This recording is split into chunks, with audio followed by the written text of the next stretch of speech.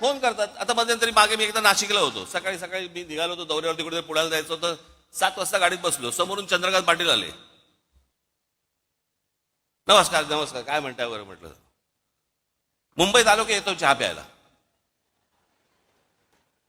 ही परिस्थिती तुमच्यावरती आली, काय कराल सांगा मला. कशाला चहा, चहा कशाला प्यायचा? काय काय गरज आहे का चहा प्यायची? काय काय यायची काय आवश्यकता आहे का? नाही, काय काय गरज काय या चहा प्यायची असं सांगू का त्यांना मी?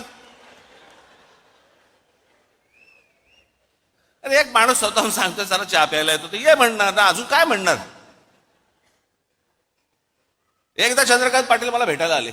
बरं हे काय करतात परत, ह्यातला प्रॉब्लेम काय आहे? हे बाहेर मग पत्रकार येतात, तिथे जाऊन हे काय बोलतात माहित नाही, आज काहीतरी वेगळंच असतं. बरेच दिवस झाले आपण भेटलो नाही, मागे एकदा लग्नात आपला फक्त भेटणं एवढंच काहीतरी असतं. एकदा चंद्रकांत पाटील माझ्याकडे आले, त्याच वेळेला ते जेव्हा मला नाशिकला बोलले त्यावेळेला मुंबईत आलो की घरी भेटायला येतो.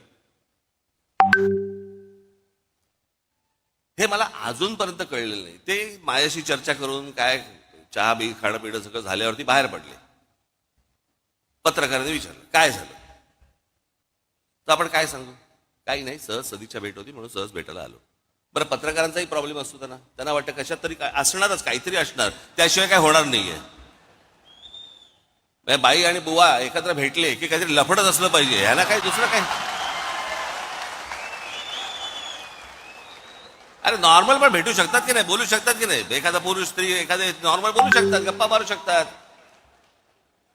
तसं यांचं असतं हल्ली. तर तेच चाललंय. पूर्वी तर माझे राजकारण इतकं सुंदर छान होतं, सगळेजण एकमेकांना भेटायचे.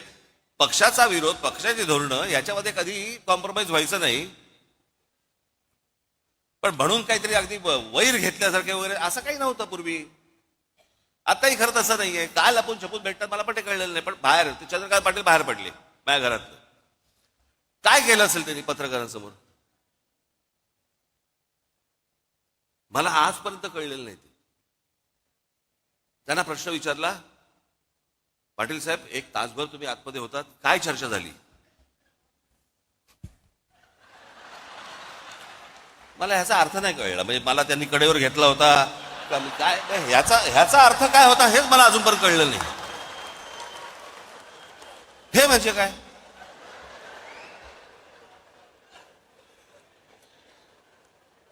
बरं मी काय पाहिलं नव्हतं. ते गेल्यानंतर पत्रकार आले आणि मला म्हणाले की त्यांनी असं केलं बाहेर गेल्यानंतर. म्हणजे काय झालं? मी म्हटलं असं केलं म्हणजे काय झालं. आम्ही दोघे एकमेकांना तेच विचारतोय, म्हणजे काय झालं. काय इकडे मी अक्रोड ठेवलं होतं, त्याच्यामध्ये दाबून दिलं आणि मी अक्रोड फोडून दिलं वगैरे, काय म्हणजे झालं काय?